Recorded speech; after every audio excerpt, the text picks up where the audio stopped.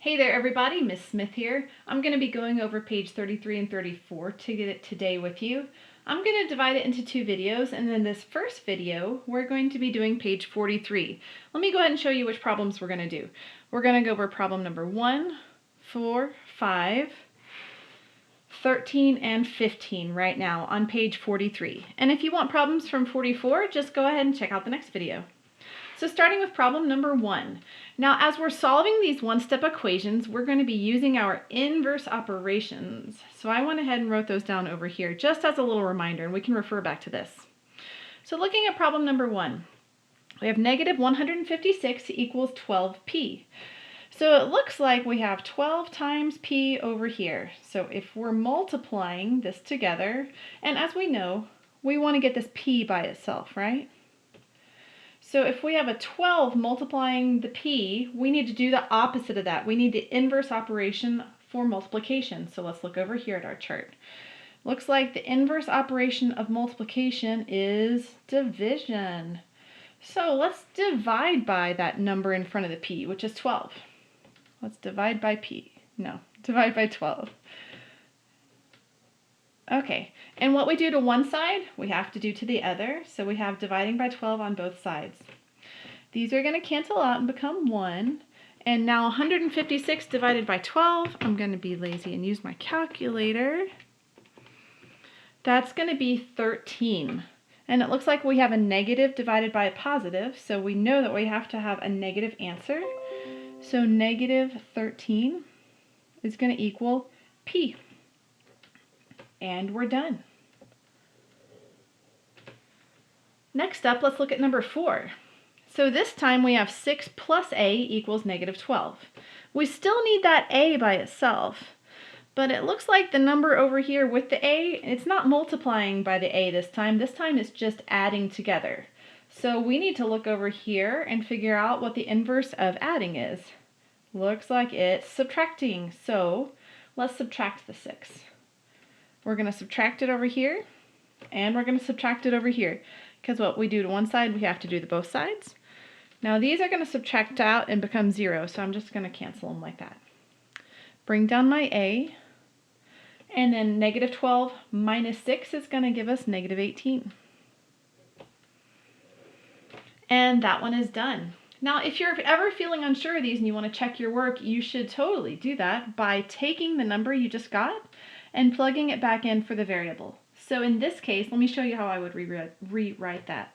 I would still have the 6 plus, and instead of writing a, I'm going to write negative 18 equals negative 12.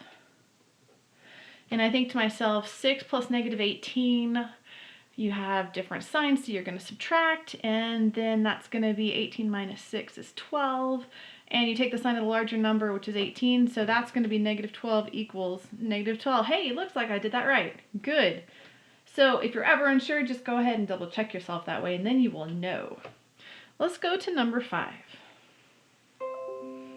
Sorry about all these noises my computer is making. It looks like we have negative 14 plus a equals negative 32. Again, we want to get that a by itself. Looks like we have a number that's being added to the a. So we want to use the inverse operation of that, which is subtract. Now, hang on a second. It's actually a negative number though. So we want to do the opposite of minus. We want to add this time. There we go. So negative 14 plus 14 is 0, and that's what we're looking for.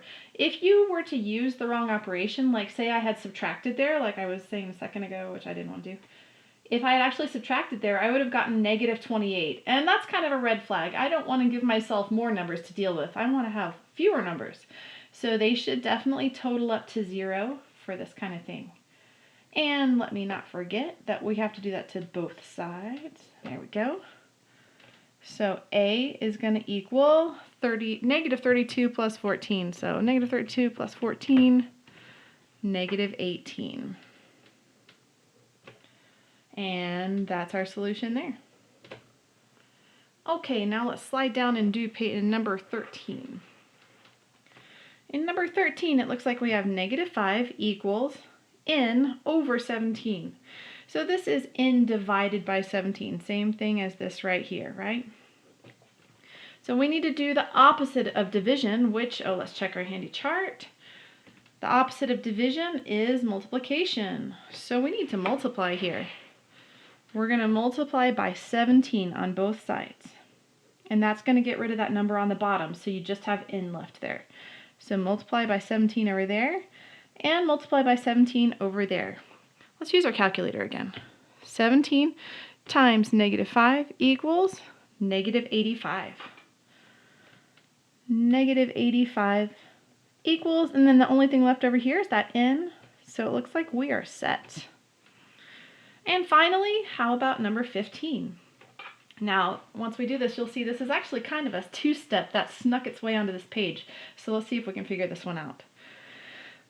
First of all, we want v by itself. So let's get rid of this -20. Now, are these being added and subtracted together or multiplied and divided together? It's an adding subtracting one. Good. So we just want to do the opposite of whatever that sign is right there. We have a -20, so we're going to do an add 20. And we have to do it to both sides. All right, so these are going to become 0, which is what we want. That's good. -30 plus 20 is going to give us -10 equals. And now be careful here. When you copy this down, it's not just v, it's a negative v, right? So make sure you keep that minus in front of it. Now, are we done? No, because a minus v or a negative v, that's the same thing as like a -1 in front of the v. And the v really needs to be by itself. So let's take care of that -1. So we can see now that I've written it as a -1, it's more like a multiplication problem. And we need to get rid of that -1 by dividing by it. Let me just angle that a little different. There we go. So let's divide by -1 on both sides. These -1s will cancel out, leaving only v on that side. And -10 divided by -1 is just going to give us +10. So basically from this point, we just took them and flipped the signs on both sides, and that gave us this. And we did that by dividing by that -1. And that is your final answer. And if you do all of that and you're not sure it's quite right, then just plug it in. To plug it in, you would say -30 equals -20 minus, and instead of v, you would write the 10. So let's see, does that make sense? Does -30 equal that? -20 minus 10 equals -30. Yeah, we did it right. Yay! Okay, if you want help with those two steps on the next page, just catch me on the next video. Bye!